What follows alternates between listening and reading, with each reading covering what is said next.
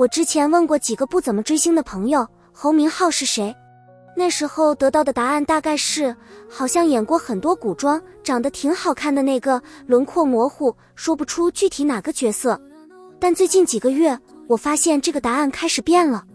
有人說，就是入青雲那個季博仔，那部劇我刷了好幾遍。這個變化是今天這期視頻的起點。侯明昊出道將近10年，戲拍了很多，一直在有熱度但沒爆的狀態裡徘徊。但2025年，他連續4部劇播出，其中《入青雲》拿了年度黑馬，逍遙雙平台熱度破8000，這是他職業生涯裡第一次真正意義上的量變。今天我們用3D模型認真拆一下，侯明昊現在站在哪裡？頂流這道門，他到底推開了多少？先說作品力，這是變化最大的維度。在《入青雲》之前，侯明昊的處境我把它叫做有量無毛，作品數量不少。護心、一人之下、少年白馬醉春風，每一部都有一批受眾，但沒有一個角色能在大眾層面形成真正的記憶锚點。這裡先放一個參照系，白敬亭出道的路徑和侯明昊很像，劇集穩定產出，沒有特別爆炸式的出圈時刻。但白敬亭有《御賜小仵作》和《你是我的城池營壘》，這2部劇讓大眾記住的是白敬亭演的那個角色，情感從角色轉移到演員身上，形成了長期的追劇粘性。侯明昊在入青雲之前，這條轉化鏈條從來沒有完整走完過。入青雲改變了這件事。紀博仔這個角色從罪犯逆襲成吉星淵的強大戰士，跟女戰神明義雙強對決，劇本底子扎實，侯明昊把這個角色的野性和情感層次都演出來了。最終結果是優酷10月大屏點播月冠，14個日冠，3個周冠，年度黑馬，還入選了小紅書年度10大劇集角色。更重要的是，這次討論中心明確落在侯明昊演的季博仔上，而不只是這部劇裡有侯明昊。這個區別是他跟白敬亭的距離第一次真正開始縮短。緊接着的逍遙情況稍微複雜，數據成績不差，但11天播完40集的急速排播，加上後半程劇本口碑的崩塌，限制了這部劇能給他帶來的作品力加成。他飾演的紅葉演技層面得到充分肯定，但劇的整體成色沒能和入青雲形成疊加效應，所以他現在的作品力處境是锚點初步建立，但需要雀骨、碧血禪來完成第2次確認。商業力這條線跟着作品力的變化也在發生結構性的移動。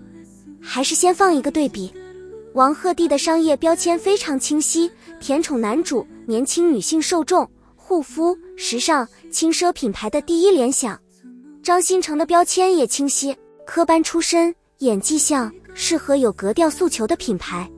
這種清晰度讓他們在商業層面能做到非他不可的頭部資源。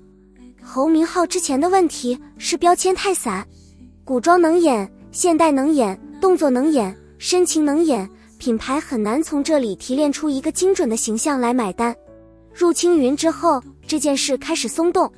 紀博仔建立的標籤是清晰的，硬派、野性、強對決的男性能量，這跟他之前很多偏柔情深情的男主定位不同，給了品牌一個可以抓住的具體形象。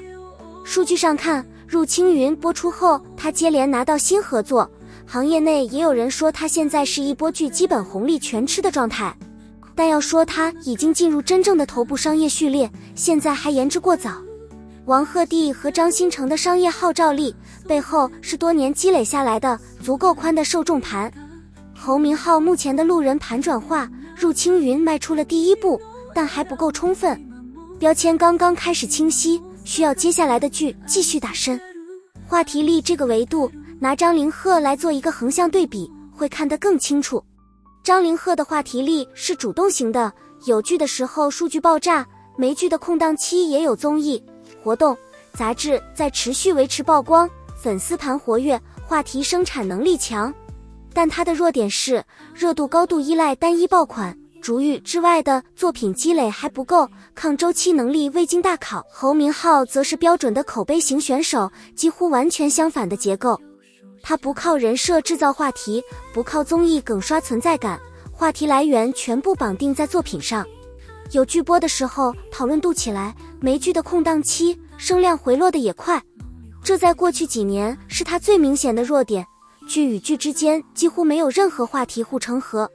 入青雲之後，有一個細節值得注意，紀博在這個角色形成了超出播出期的長尾討論，播完幾個月後還有人在補劇、二刷、做二創，這是他之前的作品幾乎沒有出現過的情況，說明角色情感粘性開始形成。但跟張凌赫相比，他在主動話題經營這一塊仍然很薄。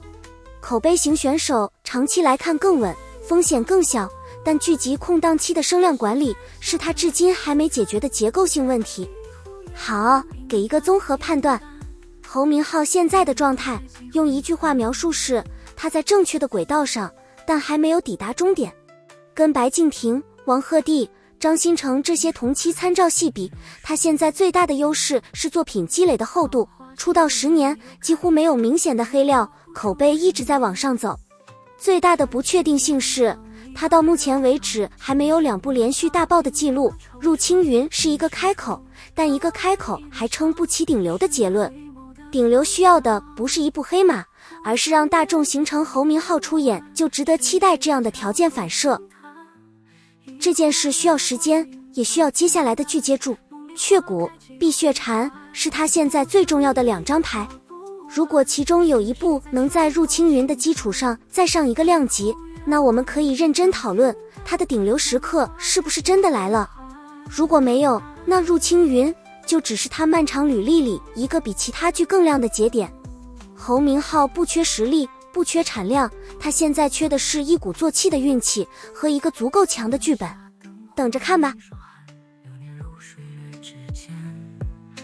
桃花謝了又開遍，歲月留不住人面。山水間藏一段柔腸，琴聲裡道盡了惆悵。雲深處飄來一縷香。